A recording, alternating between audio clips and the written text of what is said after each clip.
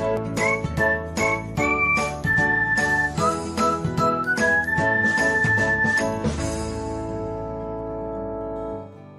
everyone, welcome back to another episode of Technologyglance. Today, in this video, I'm going to guide you through how you can clear all recent searches on Instagram. So, let's get started. Firstly, open Instagram app in your device. Then tap on profile icon. Next, tap on three lines icon. After that, tap on your activity.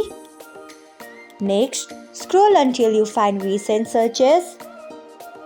Then tap on it. After that, you can see the option of clear all on top right corner of your screen. Tap on it. Next, tap on clear all. So, this is how you can clear all recent searches on Instagram. Thanks for watching. If you found this guide helpful, we would love it if you hit the thumbs up button below. We upload great new tech tutorials like this one every day. So, do not forget to subscribe to our channel and hit the bell icon so that you will never miss another update.